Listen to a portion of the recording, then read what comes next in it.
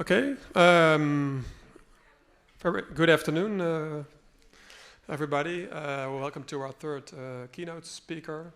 Now, I will shortly introduce her, and then I will hand it to her. Our third keynote speaker is Professor Anastasiya Lipnevich. She's professor at Queen's College and Graduate Center in the City University of New York, and she has co-authored many articles, book chapters, and also co-edited 2 books. And she has her early former study was educational psychology, and now she's doing a lot of the research in many things, and one of them is instructional feedback, and that's what she's going to talk to you about that subject. Very nice welcome to you. Good that you're here, in online, of course, but very nice to see you, and I hope everything goes well.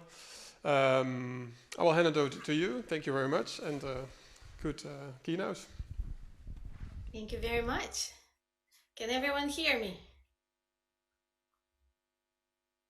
Excellent. I don't hear anything, but I'm assuming that you can, otherwise I would know. So first of all, thank you so much for inviting me. It's a great pleasure to be joining you virtually on this really warm, it's plus 33 Celsius here this morning. So I'm joining you all the way from across the ocean. I would like to share my special excitement that I feel to be a speaker at the festival, because festival has a certain flair that the conference and congress or a professional development workshop doesn't. And for the past 30 minutes I've been listening to this groovy music, so I think it set me up for a really nice mood. So my goal for this talk is to join you in this celebration, in these celebratory activities that festival kind of implies, and get even more excited about feedback and about what we can do for our students, and by harnessing the power of instructional feedback. So the title of my presentation is Instructional Feedback, Looking Back While Gazing Forward. And I cannot change slides for some reason. Let's see. Okay, I think it worked. Okay, thank you. I see a nodder in my first row, so thank you so much. Okay, so what I'm going to talk about during the next 45 minutes to an hour is, again, feedback. And I'm going to focus on empirical studies that I conducted with my team and my colleagues and collaborators. And I am going to talk about feedback as it relates to students' current and past performance, but especially focusing on what we can do with this feedback to help our students' learning and performance in the future. And hopefully at the end we can talk together and brainstorm to see and agree what our next steps as a field in the field of feedback research are. And I'll share my vision. So I know I'm preaching to the converted, so I don't need to work really hard trying to convince you that feedback is everywhere. On a daily basis, we engage in these micro feedback exchanges, which range from a comment from your partner on your cooking, or from a very comprehensive evaluation of your driving ability from a fellow driver on a traffic light.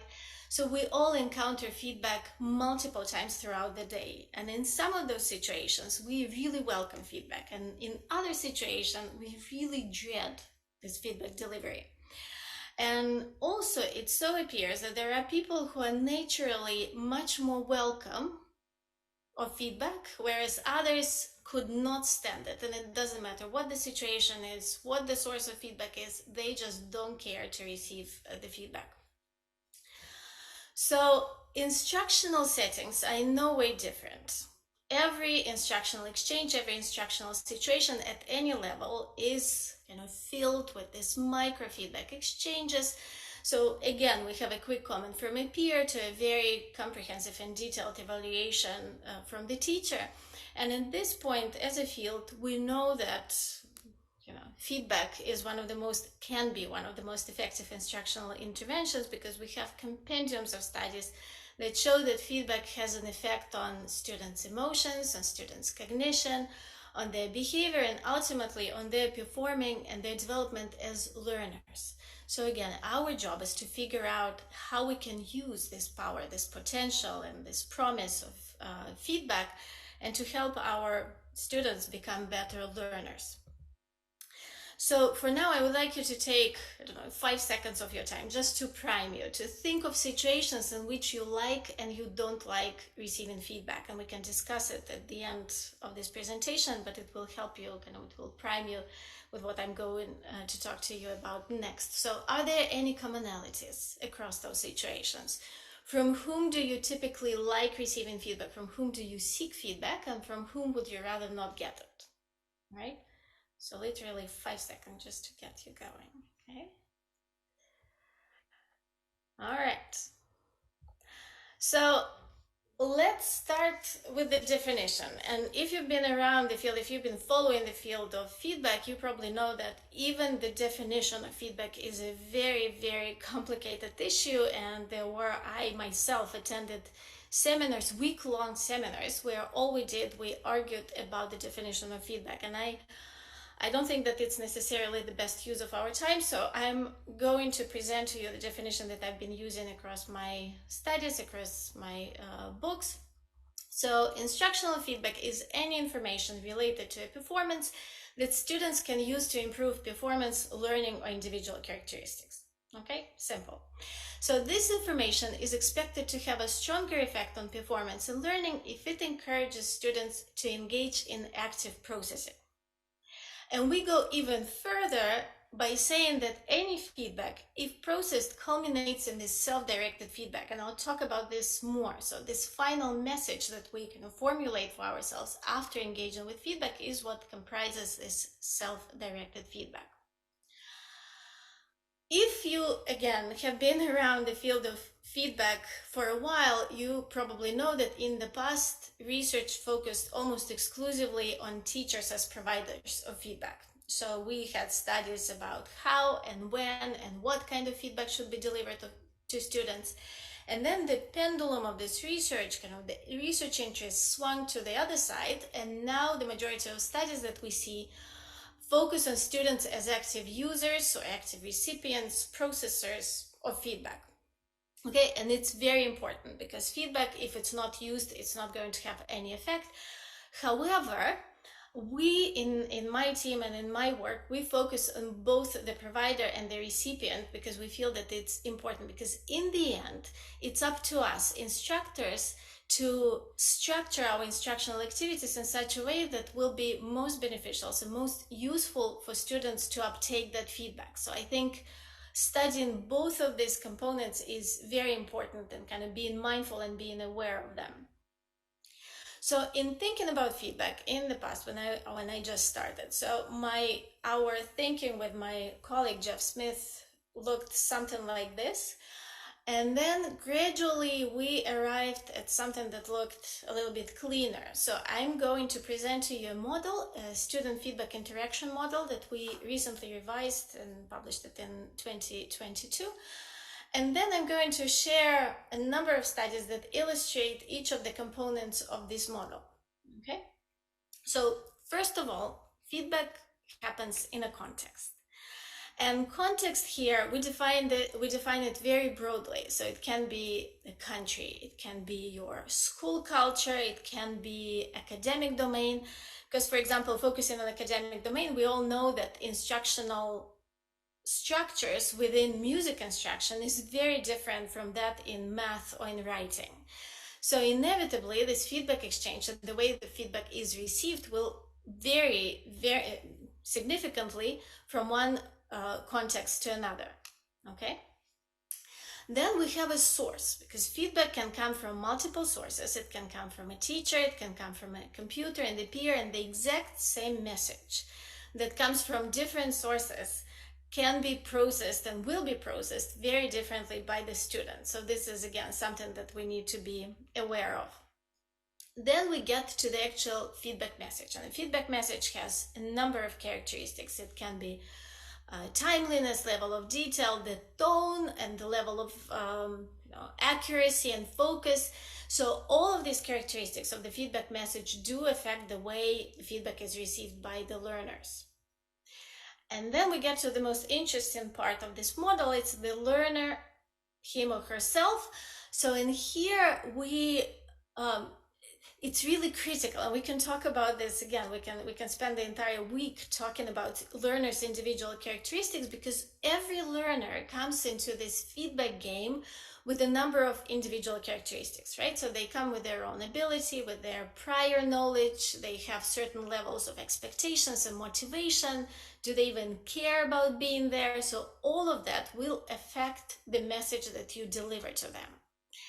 And then they engage, if we are lucky, if everything goes according to a plan, the feedback message that we offer to the students, right, it gets processed. And we suggest that there are three types of process, three kinds of processing that takes place, and we call it the ABC of processing, the affective processing, behavioral processing, and cognitive processing. And we define them, we kind of describe them with the three questions. So as the student encounters feedback message, they think, okay, do I understand this feedback? How do I feel about this feedback? And what am I going to do with this feedback? And the answers to this question comprise self-feedback, that ultimate message on which the learner acts or doesn't act. And in some cases, as our research shows, not acting upon feedback actually shows even deeper level of processing, because in some cases, learners have to really engage with the feedback to realize and to decide for themselves that, no, I'm not going to take this feedback. I'm just leaving it aside and not engaging. So all of this together, this final ultimate self-feedback message that the student generates based on cognitive, affective, and behavioral processing affects their performance and learning. And here I will talk a little bit about the difference between performance and learning and transfer to different tasks. So this is the model in a nutshell. And now I'll share a whole bunch of studies in which we illustrate each of these components. So let's start with the context. So context obviously matters, and in trying to see how much we can generalize from one context to another, we usually conduct in my team studies in multiple countries. So we try to have countries that are as different in the educational system as possible, and then we see if the same processes, the same findings generalize. But also nowadays, we are really mindful of this online instruction. So we started doing more and more studies in MOOCs, in massive open online courses. So with my colleague and student, Maria Gianelli, we conducted an experimental study to look at the effects of pre-test and feedback on learning and persistence in a massive open online course on climate change. Okay. So the course was conducted in conjunction with the American Museum of Natural History, one of the largest museums in the United States and in the world, and it was delivered through Coursera platform. As you probably know, MOOCs, the attrition in a typical MOOC is between 92 and 97%. And in this particular course, we were around the same percentage. It was 91.78. So we started with a really large sample of students, and then we ended up with the final sample of 606. Okay. So what did we try to do? So we had 4 groups. We had 4 conditions. So students were, learners who subscribed to this course were randomly assigned to the following condition. The first is a control group that did not receive any of our treatments. We had an experimental group that received pre-test and no feedback at all. Then we had the second experimental group that received pre-test with basic feedback, in which we communicated to them correct, incorrect, and then pre-test and elaborate feedback. So because this pre-test was a multiple choice test, the elaborate feedback condition looked like a mini instructional episode. So we would tell students, okay, you chose answer A, and it's not good because and a mini lecture followed. All right. So the post-test was very similar to the pre-test, but not identical. And it was a 5-week course. So students had to engage with the materials throughout the week, and then at the end of the week, they took the post-test. So we were curious if the pre-test and feedback had any effect on their performance on a post-test, because as you probably know, pre-tests have been shown to really activate our thinking, to prime students and kind of flag and signal what will be on the post-test, and also kind of beneficially affect their performance. So what we find in our MOOC is that there are absolutely no differences in the post-test, none whatsoever. So that got us wondering, and then we decided to look at attrition. Is there a differential attrition across these groups? And here we found the following. We found that the highest attrition was in pre-test and no feedback, and the lowest attrition was actually in the control group. So it looks like in MOOC, in Massive Open Online Course on climate change, people didn't care all that much about being tested. So they perceived it as something annoying that they didn't care about doing, and especially the condition that received no information, their pretest was particularly annoyed and dropped out at a faster rate. But the conclusion that we got out of this study was that it's very different. In an online setting, nothing works in the same way that it does in a traditional setting. And the effects of feedback in MOOC do not generalize to traditional settings, and vice versa. So we cannot take information that we gather in a typical instructional setting and try to generalize them to MOOC. So we have to conduct our own studies across these specific, very niche contexts. So we assumed that students had limited prior knowledge, and that's why they couldn't really activate anything through pre-tests, and they were not potentially, they were not as motivated to really perform well. Although I must say that in this case, we did provide our students with certificates, so they could have taken those classes, those tests, and get a certificate of completion free of charge. So that didn't help. So once again, this study showed us that feedback doesn't operate in the same way across different contexts. So here I would like to emphasize that, again, academic domain, country, type of institution would affect feedback practices. That's why we need to be really careful with generalization. Now, source and message. This is a very interesting point, and I really struggled selecting studies to cover to illustrate this particular component of the model, because there is so much that's being done and there is so much that we try to accomplish. But I'm going to share a study that is probably one of my favorite studies that I've conducted, and I hope you enjoy it as well. So in this study, we tried to look at differential effects of feedback depending on the source and the type. So in terms of source, we had computer and instructor, and here I would like to emphasize that the comments, the feedback, the actual content of the feedback was virtually identical. So we just manipulated the perception, student perception of the source of feedback. So in some cases we said, hey, this feedback came from the computer, hey, this feedback came from the instructor. And then the type of feedback. In terms of the type of feedback, we had grades, praise, and detailed comments. All right. So what we did in terms of the procedure, we had an experiment. We had 464 general psychology students. It was a single section of a really large course in a large public university here in the United States. And we also held focus group discussions with 49 selected participants. So what students did, we had 2 sections separated by a week. So we asked students to come to a very large computer lab that looked like a scene from a Matrix movie. And they all had to write an essay, which was part of their course requirements. It was one of the exams. And so we expected for this to be taken very seriously. And then we provided them with feedback, which was, I was one of the feedback providers, and it was one of the most traumatic weeks of my life because, you know, 1 week, 464 essays on which you need to comment. It wasn't easy. I'm still recovering from that. So then a week later, students were asked to come back to the computer lab and work on their revisions, and then they resubmitted and got their final grade. So what did we get? So first they got assigned to the following conditions. So we had no feedback, okay? Then we had comments that students thought came from the computer, then comments that students thought came from the instructor, crossed with grade and praise.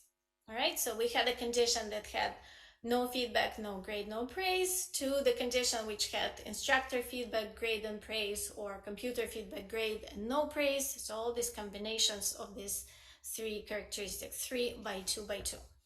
So for a second, if you look at this matrix, think for a second, who do you think did the best? Which condition? Instructor, computer, with grade, without grade, with praise, without praise. And praise, by the way, was reasonably generic. So it was tied to the performance of students. So there were 3 levels of praise, and we said something like, you did a great job on this draft, but there is still room for improvement, so try and make it even better. Or you did a good job. So that was the main difference. Okay. So I know it's a huge cliffhanger at this point. So let's see what we got here. So here we have 3 conditions, our 3 comments conditions: no feedback, so no comments whatsoever, computer and instructor, and crossings with grade and praise. So we found that compared to the no feedback condition, computer and instructor conditions, all of them did significantly better. So, I mean, this is nothing surprising here, but very encouraging findings. So it looks like that if we provide students with feedback and offer them the opportunity to revise and kind of encourage them and motivate them to revise, they are capable of using that feedback to their advantage. All right, so that's already good news. Then what we found was that in no feedback condition, the students who did not receive their comments, and in the computer condition, the means of the 4 crossings of grade and praise were very close to each other. There were no differences there.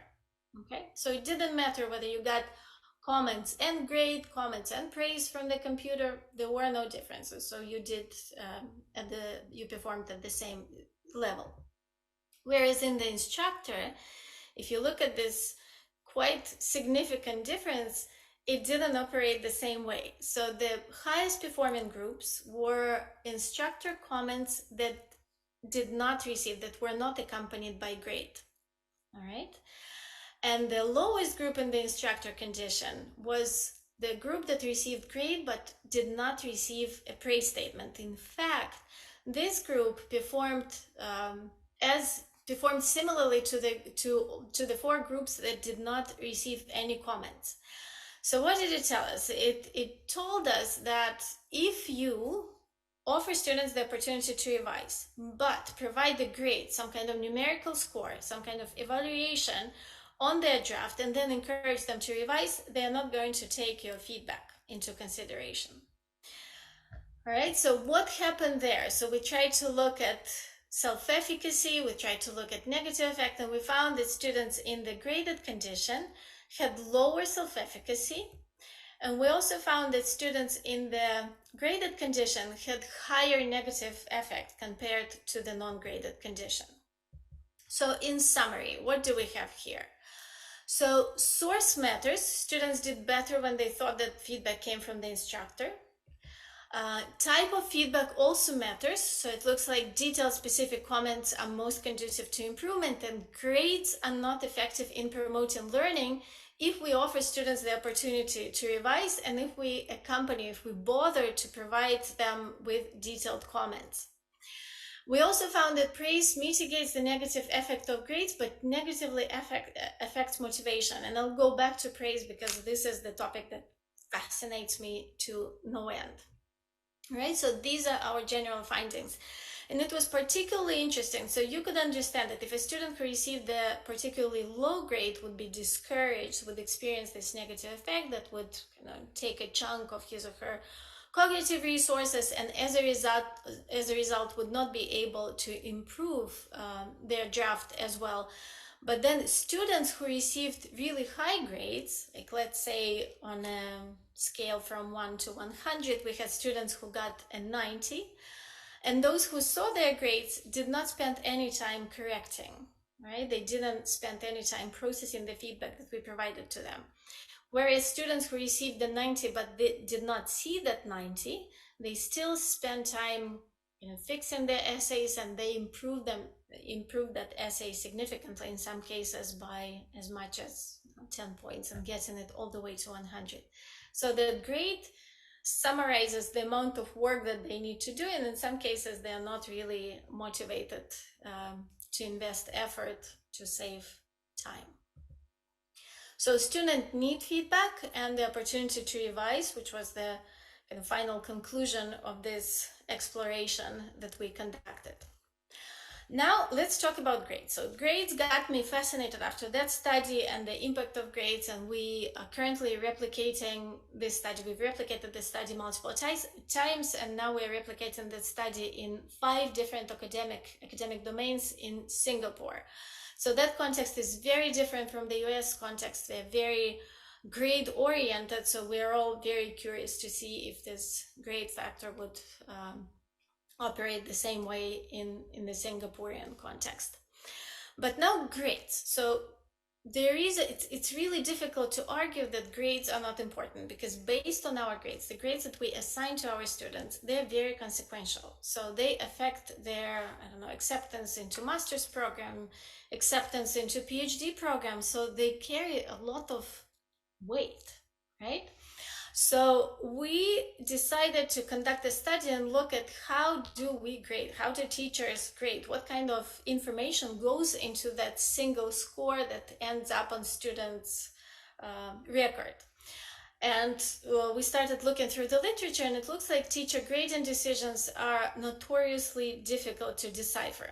There is a lot of information that goes into that grade, and Sue Brookhart, she coined this term, the hodgepodge of grades, meaning that there is everything in the kitchen sink that goes into that decision. So it's student attendance and performance and note taken. So every teacher kind of interprets that grade and the grading process differently. And there are multiple ways. There are different ways of looking at grading practices, and some instructors use holistic grading when we assign a single score, right, on a certain assignment. And there is analytic grading when we design rubrics and then select criteria that we deem to be very important, and then assign those grades based on an analytic rubric. So we decided to see if there are differences in this, and if analytic or holistic approach to grading is more accurate, if teachers would be more consistent when using one of those approaches. So we had 253 master's level teachers in Valencia, Spain, and they came from the following domain: from language, math, science, and humanities. We provided them with 2 standardized essays. So we said, imagine this is an essay written by a student of yours, and please try and provide feedback. Okay, and also provide the score. And we asked them to provide a grade on a rubric. So we had a rubric that comprised 4 different criteria, and then we also asked them to provide a holistic score.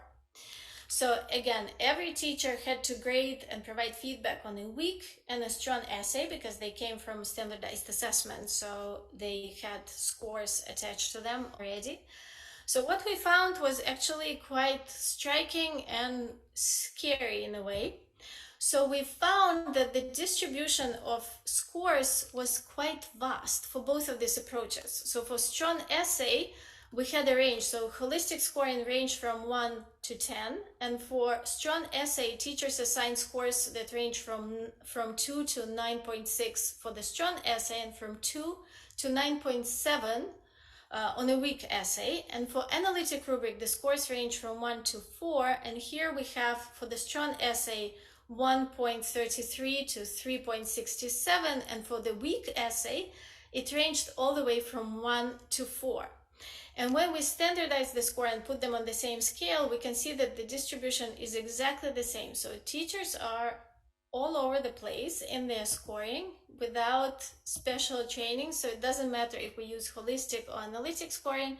We managed to find our own criteria of ultimate performance, and as a result, our grades differ very significantly.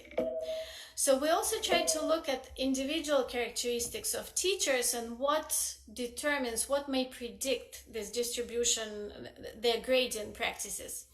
We found that gender was a statistically significant predictor. So women are significantly more generous in their grading. So we, again, replicated the study several times, and we ran into replications, one in Italy and one in Colombia. And we are finding that, again, this is a consistent finding. So women tend to assign higher grades than men. And specialization, to our surprise, was not a significant predictor of variability in grades. So we thought that because it was a writing task, it was an essay, so language instructors would be closer to each other, would be more consistent in their grade assignment compared to their colleagues from math and science domains, but it wasn't the case. So what did it tell us? If we provide, so grade is a form of feedback to our students. So we need to have professional development and calibration sessions in our courses, because even thinking about my own department, so developmental psychology course is taught by 9 individual instructors. So my, 68% looks very different from 68% assigned by my colleagues. So we really need to have an occasional discussion at least and hold again these calibration sessions in order for us to be more consistent and to make sure that our grades mean exactly the same thing across different courses, because once again it is consequential. All right, that's a little detour on grading. So now individual characteristics, and here I can again spend the whole week talking about this, because as a personality psychologist I'm really fascinated by anything human, by any characteristics that students bring into the game, into this game of feedback. And I would like to focus on one of them, which I mentioned in the beginning. It's receptivity to instructional feedback. In talking with a colleague of mine, with Jeff Smith, we are both feedback researchers, and we both worked on our Cambridge Handbook of Instructional Feedback. And we realized Jeff kept sharing with me the fact that he absolutely dreads feedback. He does not like feedback when he goes to a doctor. He's terrified. When he goes to a mechanic, he's also terrified. Although the feedback on his brakes has no reflection, doesn't have anything to do with him as a person, yet he still does not like feedback, and that's why he studies it. So we thought that maybe there is a personality characteristic, maybe there is a trait that makes some people more receptive, more welcoming of feedback, and we tried to define this trait and study this trait, and it so appears that there is this characteristic which we called receptivity to instructional feedback, that comprises 4 factors. The first one is experiential attitudes. It's your enjoyment. It's how much you enjoy receiving feedback. So it's indexed by an item. I enjoy learning how well I did on tests and assignments. Instrumental attitudes. It's instructors' feedback is very effective in helping me. It's your realization how useful and helpful feedback is. Then cognitive engagement. It's your understanding how to use feedback. All right, so I understand how to use the feedback that I get. And then behavioral engagement is having this arsenal of tools and understanding what to do, what kind of behavioral strategies to use to actually incorporate the feedback that you get from many different sources in an instructional settings.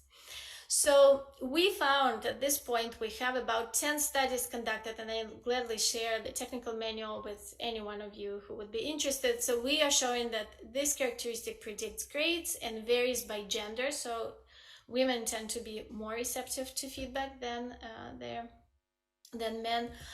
And we also find links with personality. And this is a very important link, which sometimes confuses people. Why would we look at links between personality characteristics? in personality psychology and in psychology in general and education as well, there is this issue of jingle jangle. When we as researchers come up with a new term and then we give it a new name and then we go on and study it, but then it doesn't really contribute to our understanding. So it just muddles the field, right?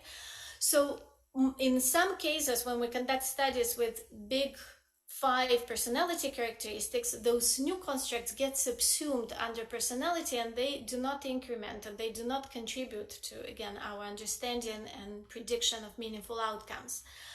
So we looked at links of receptivity with conscientiousness, agreeableness, and neuroticism, and we found an openness to experience, and we found that receptivity correlates quite highly, but not too highly, with conscientiousness and openness to experience. It means that students who are achievement oriented and disciplined, and also those who are curious and open to experience, are also higher on receptivity, are more welcoming of feedback.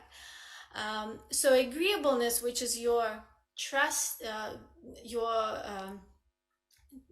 kind of students who are trusting and who are cooperative, they also have a tendency to be more receptive to feedback, but again, correlations with conscientiousness and openness to experience are significantly higher. Neuroticism negatively predicted behavioral engagement, which is also makes sense. So students who are more reactive, they would not be as welcoming of feedback as their counterparts who are lower on this trait. So we were very happy to find these correlations, and again, they are quite consistent. So we are not simply reproducing facets of the big 5 personality dimensions, and this receptivity factor does exist. So it can, we did add something new to our understanding of human nature and how we react and interact with feedback. So we replicated this in the study in the US and New Zealand, Singapore, Spain, and Turkey at this point as well. So class-based interventions. So we're now developing class-based interventions in which we try to enhance the value of feedback. And we also would like to emphasize the importance of teaching specific strategies for cognitive, affective, and behavioral engagement. So now I'm working with Reinhard Pekrun on developing specific skills that are needed, the self-regulation, emotion regulation strategies as they apply to feedback. All right.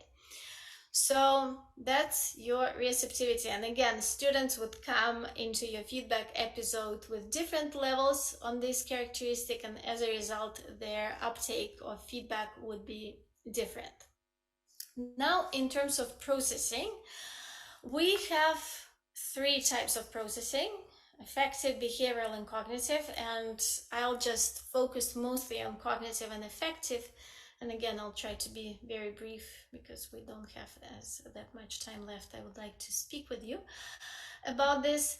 So praise, right? I promised you more discussion of praise. We, again, personal anecdote, when I first moved to the United States after going through schooling in Belarus and then Italy, when I came to the United States, the most striking difference in the way instructors interacted with students was this praise factor. I remember my first class in the counseling psychology course, and my instructor asked a question, and one of the students said something, and then my instructor said, "This is a great point." And I remember thinking, like, no, it isn't. Like, it's not a great point at all. Like, wow. And then the general exuberance of praise, it was something that I never experienced in my prior schooling. So I finally got to the point when we have a whole research program in my team that focuses on praise as feedback. So we have a number of manipulation, we have a number of cognitive bias studies that we're conducting as related to praise, and we are currently in the middle of a large meta-analysis, so stay tuned if you're interested in praise. So praise is one of the most common types of feedback that students receive across instructional settings, and although it varies by culture and it varies by educational level, obviously, it still remains one of the most common types of feedback. And despite positive effects on emotions, because in general we do like being praised, right? Praise has been previously shown to reduce students' motivation and to deplete their cognitive resources. So, for example, studies in developmental psychology show that it's not a good idea to praise children. You know, when a child is engaged in something meaningful, you walking by and say, "No, great job you're doing here." You immediately take the child's attention away, right? And the child goes on and starts thinking like that there is a disruption of the process. So the cognitive resources are already limited, but you just took a chunk of them and directed them towards processing the praise statement. And this emotional effect as well. So we need a lot of space, a lot of cognitive space to process emotional information, and praise does that to you. So these paradoxical effects of praise are quite fascinating. So we also started thinking about cognitive biases, right? So there are lots of biases that are evoked in individuals' decision making. So when students have to decide what feedback to incorporate, to use, and what feedback not to use, it's logical, it's not too fanciful to speculate that they would also be evoking a number of biases. So we decided to start with anchoring, and anchoring occurs when an individual depends on an initial piece of information to make subsequent judgments. And why initial information and praise? You're probably familiar with this notion of feedback sandwich, which is really popular here in the United States. When you present information, when you present your critical comments surrounded by kind of cushioned and buffered by positive statements. And the intention here is that you are making this critical feedback or constructive feedback, whatever you want to call it, more palatable for the user. However, there are studies that show that students do like this kind of feedback, this kind of presentation, but it's not that beneficial. So we embarked on this journey. We decided to look at the effects of neutral comments and praise on student motivation and performance, and possibly see this evidence of anchoring. So maybe by providing praise statement first, we're anchoring students on this praise statement, and then differences in performance ensue. So we had second and third year university students. We, at this point, again, replicated the study already, and several manuscripts are now under review. So this study is published. So what we found, we had an experimental design, again, with a very similar procedure. So we had students writing an essay and then revising based on the feedback that we provided to them, all right? We also measured their motivation to engage in revision. So after they received the feedback, depending on their experimental condition, we asked them to indicate the level of motivation that they have, and then they resubmitted their work. So after the first drafts were submitted, the students were randomly assigned to one of the three conditions. The first one was praise. So we had detailed comments that were specific to individuals' work, but the opening statement was as follows. This is an excellent draft. You did a wonderful job presenting your arguments. Below are a few suggestions on how you make it even better. In the no praise group, they just received detailed comments without the opening praise statement. And in control group, they received no feedback. They were just encouraged to revise their work by reading the essays and considering ways to improve it. Right after seeing feedback, we asked them, how motivated are you to carry out revision? Just a single item. And what do we have? What did we find? We found that individual feedback improved student motivation to revise work. So both praise and no praise groups showed on average higher values than control group for motivation, which again is a good finding. But interestingly, and again, this is our paradoxical effects of praise kicking in, praise group showed significantly lower values than no praise group. Okay, so change in performance. So we looked at differential effects of feedback based on whether the students received praise, and we found that no praise group showed on average higher values in comparison to control and praise group. So it means that the performance was higher for students who were not praised. Okay. So our explanation was that praise appears to compromise students' motivation and performance. And again, we replicated the study already, so it doesn't seem to be a sample-specific fluke. And our explanation through anchoring seems to be reasonable. So we haven't yet done additional work on better disentangling this anchoring and cognitive biases, but anchoring is one of the explanations. So it's quite possible the students focused on this initial praise statement, and as a result, they interpreted the rest of the feedback through the prism of it. So to sandwich or not to sandwich, we suggest as a result of this study that we need to tread with caution as we offer praise to our students. Probably reconsider this feedback sandwich because, again, the evidence, we are accumulating evidence that suggests that opening praise statement may not be a great idea. And anchoring bias could be mitigated or avoided by placing praise at the end of the feedback exchange. All right. So right now we're conducting a study in which we're manipulating the placement of praise. So it should be really interesting. So this was one of those paradoxical findings which we thought about a lot, and students do say when we have conversations with the students in focus groups discussions, they do say that when they saw the praise, they felt that they achieved enough. And they were not as motivated to engage in revisions. So this was about cognitive and affective processing, and this is a model which I'm not going to get into detail. I'm just showing you how much work is currently being done by the field in terms of emotional processing of feedback. So we know about different mediators and moderators of feedback processing, and just a couple of studies which I find to be really interesting. So what we know about emotions is that, for example, bored teachers provide lower grades and harsher feedback. So next time when you are doing your marking marathon, keep that in mind, that your grades may have a tendency to decrease with every additional essay. So maybe it would be, again, practical implications, breaking our grading sessions into smaller units, and I'm guilty of doing marathons myself. So feedback elicits differential emotions. So that's very much true, and in many cases the emotions may be very intense positive and very intense negative, and in both of these cases the consequences will be negative on performance. Emotions serve as mediators of feedback performance links. Again, at this point we accumulated a lot of studies that show that. So feedback elicits emotions, and then as a result performance either improves or decreases.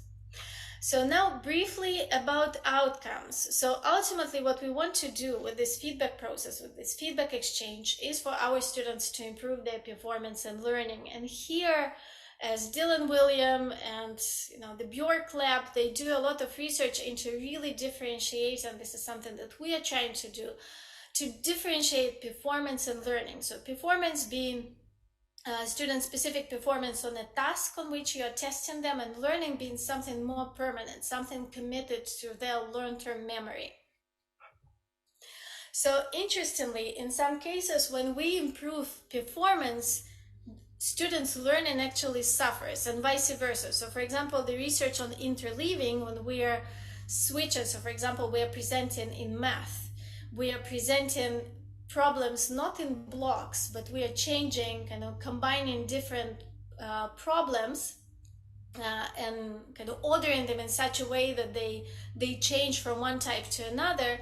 It actually decreases performance temporarily, but it leads to better learning. So we need to be mindful of that. So what are we trying to improve, performance or learning or both? And when we conduct our studies, we try to be mindful of that as well. So what does it all mean for educators? So bringing it back to kind of us, to people in the field, people who work with the students, how we can survive in this feedback game.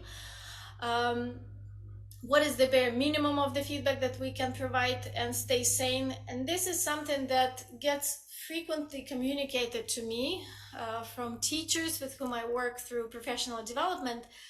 They say, can a typical teacher deliver the feedback that we found to be most effective? And a teacher would say, I have 120 papers to grade. So if I try to provide detailed feedback on an ongoing basis, I will lose my mind. And I very much share this sentiment, and I'm sure you also do, because it is a very time-consuming enterprise, and it shouldn't be. So the feedback, as we agree as a field, should be more work for the receiver than for the provider, for the processor. So we tried to experiment with the ways in which we would encourage students to generate self-feedback, and using our standard design with write, revise, and resubmit, we provided students with rubrics and exemplars. So they wrote a draft of an essay, and then we send them either rubrics or exemplars or a combination of both. And then we ask them to self-assess their essay and make revision based on the tools, on these instructional tools that they received, and improve their performance based on that. And we found really interesting findings. It was the first study that we conducted with second and third year university students. We found that the rubric group really improved, showed a significant improvement compared to exemplars and combined condition. But we also found that all of these conditions, rubric, exemplar, and the combined conditions, significantly improved compared to their draft. Okay, so that's already promising. So teachers can use, we as teachers can offer students, can kind of encourage, motivate students to engage in self-assessment, and based on that self-assessment, students are capable of improving their performance. But then, okay, so we realized that, okay, maybe a student can look at the rubric and can mechanically make those changes, and as a result, their performance improves, but then learning, does it improve learning? Would they make fewer mistakes on the next task? Would their draft will be better on the next task? So we conducted a study with 2 rounds of write, revise, and resubmit. So we also had rubrics, exemplars, a combined group, and also a control group with 270 students. And these are the findings that we got. We found that at time 2, at the revision of the first assignment, again, the rubric group did the best. Okay, so there is something about the rubric, the clarity of the criteria that are defined, so students are capable of using it. And on 3 outcomes, reading, writings, and analysis, the rubric group performed significantly better. Then we conducted training. We explained to the students how they can use rubrics, exemplars, and both of these tools effectively. And then we looked at their performance on a new task, which was quite similar to the first one, yet different. And we found that for 2 outcomes, for writing and for analysis, there was an improvement for all conditions, for all 3 experimental conditions. All right, and we also found that in the second revision, again, rubrics and exemplars performed significantly better. So the combined group didn't do as well, probably because they had the exact amount of time, but too much stuff going on, and probably cognitive load was higher. This is something that we're investigating these days. So what does it tell us? It tells us that encouraging students to generate self-feedback using various instructional tools is a very viable strategy. And there is evidence of transfer to a new task, so learning is taking place. And explicit instruction should be provided on how to use these tools. So again, we're trying to save our time, and we're trying to encourage our students to generate the self-feedback, which will be a very helpful skill throughout their lives. And finally, I will leave you with this really interesting finding. I was absolutely fascinated when I read this study. A study was conducted by Erickson and colleagues, who studies expertise development, and he studied surgeons versus radiologists, and he found this really interesting trend. He found that years of experience didn't relate or even negatively predicted successful diagnosis for radiologists, but for surgeons there was a very consistent upward trend, and years of experience positively predicted their successful outcomes. And then, as a feedback researcher, I got really excited about Erickson's explanation for these findings, which to me makes perfect sense. So he explained it through feedback. he said that surgeons receive much more feedback. So if your patient is bleeding and dying, this is a very kind of salient feedback to you. But then surgeons get check in with their patients, so they know whether their surgery was successful or not. Whereas radiologists, especially nowadays, and my mom being one of them, so she doesn't see her patients. So radiologists hardly interact with their colleagues, so they don't receive peer feedback. They don't have access to patients' feedback as much. So as a result, this feedback becomes what really influences their performance across lifetime. So again, feedback is a very important intervention in our lives. So in terms of future directions, we strive to conduct methodologically strong empirical studies to look at inter and inter-individual differences in feedback processing. We look at cognitive load and decision making to harness the effects of feedback. So now we're looking at different cognitive biases besides anchoring, and we try to help teachers to offer research-driven feedback guidelines. And finally, yes, good feedback is the kind that is used by students, but we also need to keep in mind that only good feedback that is offered under right conditions will be used or ultimately generated by students. So we need to be mindful of that. And that's it from me. If you have any questions later on, I will be more than happy to answer them, and I will gladly share all the studies that I shared with you this afternoon. So thank you very much, and I look forward to your questions. Okay, thank you very much.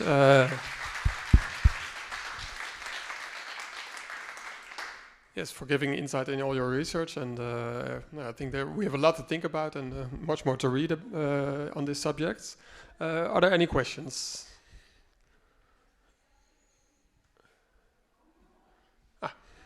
I have one for you. One moment.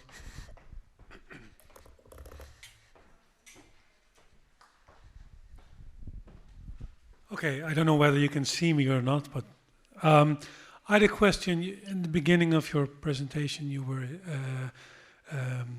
explaining that the feedback given individually is received better than automated feedback or no feedback at all. And I was wondering whether, with all the new technologies like ChatGPT and stuff, whether there is research going on if feedback given by such smarter systems, much smarter systems, can actually even further improve and the quality, or at least the way it's received by students of generated feedback. This is an excellent question, and I'm sure there are tons of labs across the world who are already running the studies. We currently have studies underway in which we feed students essays into ChatGPT, and ChatGPT is actually quite good. If you write proper prompt, it's surprisingly and scarily good at providing feedback. All right, so we are trying to compare students' responses to ChatGPT generated feedback compared to teacher generated feedback. So soon we will know, but there is initial evidence from the field of medicine research. Apparently, patients prefer ChatGPT feedback compared to doctors' feedback. So in those online consultation environments, our colleagues from, I think, Australia conducted a study, and they had patients ask their questions, and then in some cases physicians responded, and in some cases ChatGPT responded, and patients, 70% I think, patients preferred ChatGPT's responses because it took time, it wrote longer responses, it kind of tried to evoke emotions, whereas physicians who don't have as much time, their responses were much shorter and to the point. So yes, very important questions, and we will know soon. Interesting. Thank you very much. Okay, thank you. Any other question? Yes. You talked a lot about the reciprocity of instructional feedback. Are there any interventions we as educators could do to to help us to make it better? Absolutely. So this is something that we are formally developing right now, but the whole idea of receptivity, in some cases, students miss the actual importance, the function. So you as an instructor, what is the goal with feedback? And we forget, and Paul Kirchner would probably agree with me, that explicit instruction is critical. So just by explaining to students that feedback is your opportunity for improvement, this is not something personal, and repeating this statement many times is as simple as that, would actually makes the difference. So I work with PhD students, right? And work with PhD students is very individual. So you work with, you realize very quickly that students respond very differently to your feedback. And in some cases, some students really dislike getting this information. They're really reluctant and they go away and disappear and they don't want to do it. So I hold those sessions as a feedback researcher. I repeatedly emphasize the point that it's through feedback that we learn, that the feedback is your opportunity. So again, looking at these 4 components, right? So the value of feedback is the easiest, so explaining why it's important. The enjoyment, I don't know, maybe it will come later. You can't force them to enjoy it. Maybe presenting it, trying to present it in a non-threatening tone. But then cognitive strategies and behavioral strategies, explaining and modeling how you take that feedback. So if you receive this kind of information, what do I do with this? In some cases, again, students have absolutely no idea how to go about making revisions. So basic explicit instruction and modeling will go a long way, but we are preparing, and I'll keep you all posted when we have our formal materials on receptivity ready. Thank you. Okay, thank you. Another question from someone. Oh, sorry, yeah. Hi, thank you for your presentation. It's more a question for clarification probably, because you talked also about receptivity and how you compared it to the Big Five model. Mm-hmm. And then, if I understood you correctly, you used this Big Five model to see, oh no, this is a different concept that we're researching here. But I didn't really understand why you do this. And that made me have the question, should I, as a teacher, know something about these Big Fives because they interact in feedback and feedback processes, or should I just leave it to the personality psychologists? Yeah. It's interesting about the Big Five. It's one of the most robust personality models, right? So these 5 factors of conscientiousness, openness, neuroticism, extroversion, and I'm missing something, agreeableness, they replicate across, I think they replicated across 86 countries, and something as ridiculous as that, and hundreds of languages, so they are reasonably stable, right? So in some cases there is an additional factor that pops in, but in general these 5 factors are reasonably stable. So the issue here, what we were trying to accomplish with the Big Five, is that we are not introducing something that's already there. So if you think about receptivity, what is receptivity? So we thought that people who are kind of agreeable would be more receptive of feedback, right? So by conducting these studies, we're trying to see if there is an incremental value of this concept in prediction of meaningful outcomes. So we found that this receptivity doesn't really, does not get subsumed under the Big Five personality factors, and it increments, that it indexes something else that is not under this umbrella of the Big Five. And in terms of practical implications of the Big Five and whether we as instructors should or should not know about this, conscientiousness, which is one of the factors of the Big Five, is one of the strongest predictors of achievement across life, and there are so many outcomes that are predicted by conscientiousness, this discipline and achievement orientation. So it is an important characteristic to keep in mind, and it's quite intervenable. There is a lot of research from Brent Roberts, who does a lot of interventions with conscientiousness. So you can improve your conscientiousness. Exactly. Absolutely. So for example, time management is a facet of conscientiousness, and it can definitely be improved by kind of routine changes. So again, so we are happy that receptivity is something else. So we are indexing something beyond the big five. But the second part of your question, yes, big five is a very interesting set of characteristics, with conscientiousness being particularly important for us educators. Thanks. Okay, thank you. Another question from someone.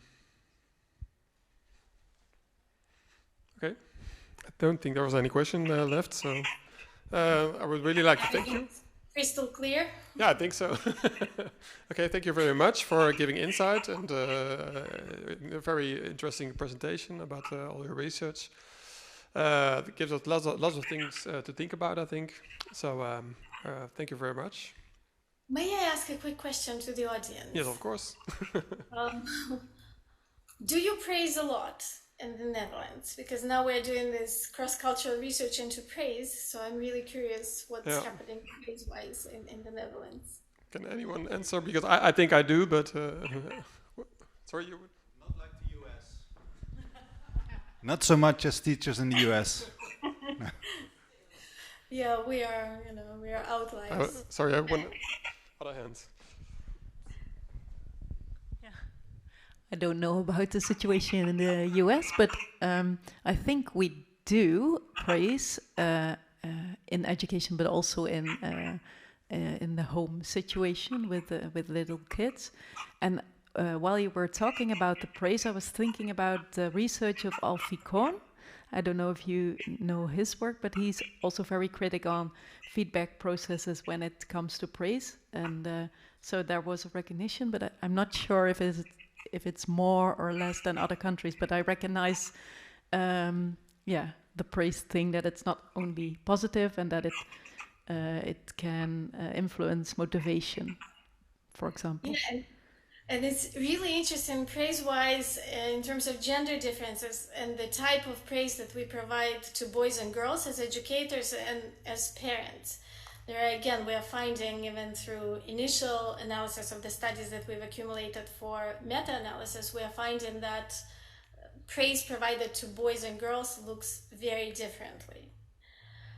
So we need to be aware of that. So now I try really hard, because I've been kind of converted, and I mean, I've always, I guess, praised, but now I try to really be mindful where and when I deliver praise to both my children and my students. So I'm glad that you found that work interesting, because we are very passionate about it.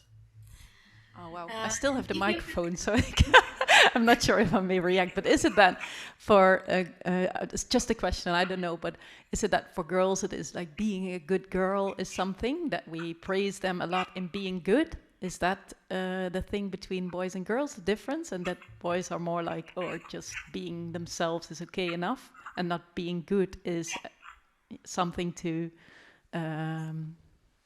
work for? So in educational context, we are finding that boys receive better quality praise, in that we praise them on, I really like the strategy that you use, so I really like how you scored this goal. And girls get much more superficial praise, right? So when girls get praised on their behavior much more, on how well they behave, and also appearance. Interesting. Interesting. Yeah. So I'm going to give back the microphone. Otherwise. Oh, we can continue. Yeah. Thank you. Some other things you want to talk about? Sorry. Any suggestions for future research? I always love hearing from colleagues. Like, what else do you think we need to know when it comes to feedback? I have a suggestion for you. Well, I would like to have more longitudinal studies, so where you follow students, because that's our reality as a teacher, that you follow your students, and I find that often the studies are really like short term. So then you don't know how your students develop. So I think that could be better. Yeah. Thank you. Thank you so much. No more questions from me. Okay. Okay. Are there any questions left or anything left?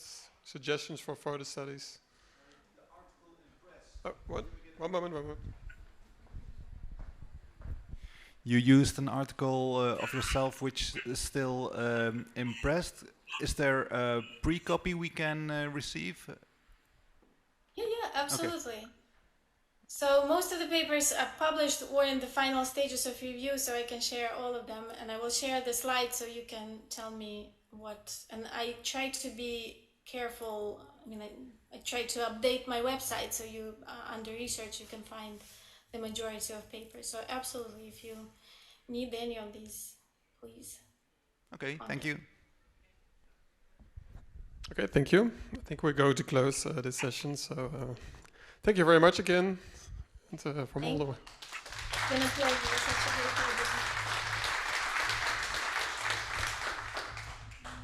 program. Bye-bye.